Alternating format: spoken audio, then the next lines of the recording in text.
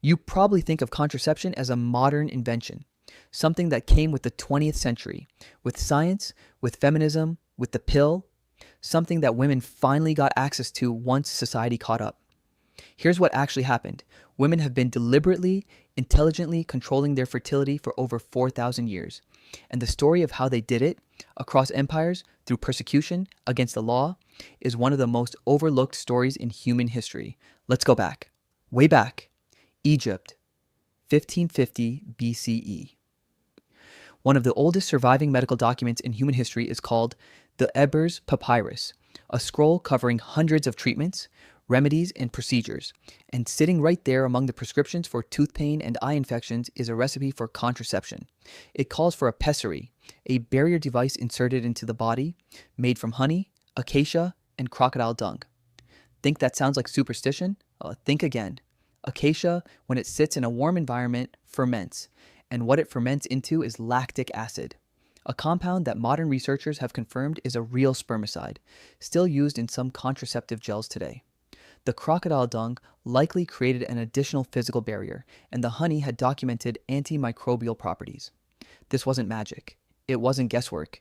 It was a barrier method, a spermicide, and a medicine, all in one recipe, written on papyrus in 1550 BCE, before Rome existed, before the Greek Empire reached its height, before almost everything we think of as ancient history.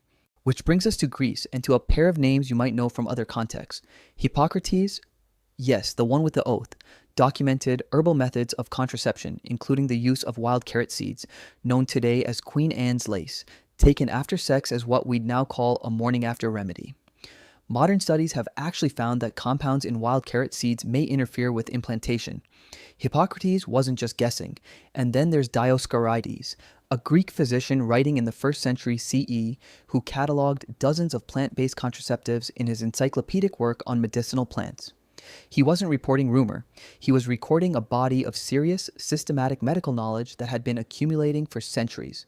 This wasn't folk magic passed between nervous women in whispers. This was formal medical literature. And then there's the plant Rome, loved so much it ceased to exist. Silphium, a flowering plant native to the coastal cliffs of what is now Libya. It was used across the ancient Mediterranean as a seasoning, a medicine, and most importantly, as a contraceptive. It was so effective, so valued, so in demand that it was worth its weight in silver. It appeared on the coins of the city of Cyrene. Traders built fortunes on it, and then it was gone. Silphium was harvested faster than it could grow. By the 1st century CE, it was critically scarce. The last known stock, according to historical sources, was reportedly sent to Emperor Nero as a curiosity, a botanical relic of something the world had already used up. They drove a plant to extinction. For this. Yeah. Let that sink in. The demand for reproductive control in the ancient world was so enormous, so real, so persistent, that an entire species was erased trying to meet it. This wasn't a fringe practice. It wasn't shameful or secret. It was a market force powerful enough to reshape the natural world. Now, imagine all of that knowledge, centuries of it, accumulated across civilizations, suddenly becoming dangerous to possess. That's the Middle Ages. The Catholic Church formally condemned contraception.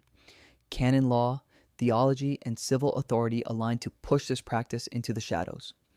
The women who had carried this knowledge, the midwives, the herbalists, the so-called wise women, became targets.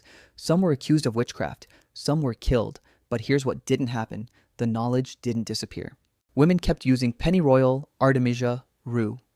Amulets and ritual practices were woven around the herbs to give them protective cover. If it looks like superstition, maybe it won't get you burned. The knowledge went underground. It was passed mouth to ear, mother to daughter, midwife to neighbor, in a chain that institutional power couldn't fully break.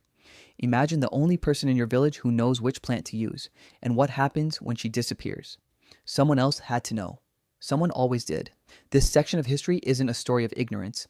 It's a story of deliberate erasure and quiet, persistent survival. These women weren't passive. They were protecting knowledge under conditions that made possessing it life-threatening. By the 19th century, technology enters the picture. In 1839, Charles Goodyear vulcanized rubber. And within a few years, mass-produced condoms became a real possibility for the first time in history. A mechanical solution, widely available, relatively cheap. and then the United States made it illegal. The Comstock Laws of 1873 criminalized the distribution of contraceptive information or devices through the mail, framing it as obscene material. You could be jailed for mailing a pamphlet explaining how not to get pregnant. Seriously though, a pamphlet.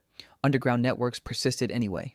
And into this landscape stepped Margaret Sanger, who spent decades fighting the legal and institutional architecture that kept contraceptive access out of reach, founding what would eventually become Planned Parenthood. She is a complicated figure, genuinely so, but her fight against the Comstock framework was a direct continuation of the same thread that runs through every era of this story. Women finding ways around systems designed to override their choices. 1960, the FDA approves the first oral contraceptive pill. One small tablet, once a day, and the cultural landscape shifts permanently. But, and this matters, it shifts unevenly. Married women gained access. Unmarried women in many U.S. states remained legally excluded from contraceptive services until 1972.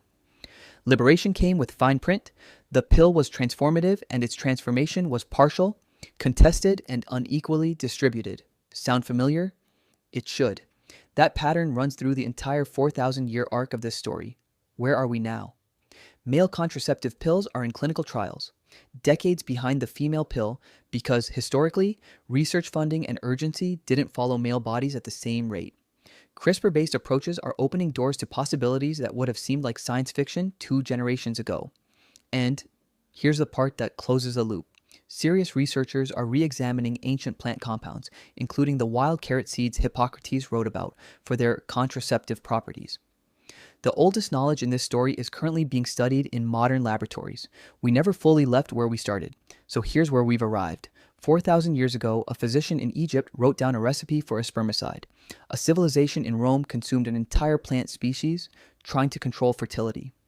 Women in medieval Europe risked their lives to preserve knowledge that institutions wanted buried. And today, we're still running clinical trials, still filling funding gaps, still catching up to a need that has always been there. Contraception is not a modern invention. It is one of the oldest expressions of human problem solving in recorded history, and women have been at the center of it, not as passive recipients of whatever science eventually offered them, but as the engine of a 4,000-year project to understand and manage their own biology. That's not a footnote in history. That's the main story. Sources are linked in the description. I genuinely recommend digging into the Ebers papyrus and the research on silphium. Both will make you see the ancient world very differently.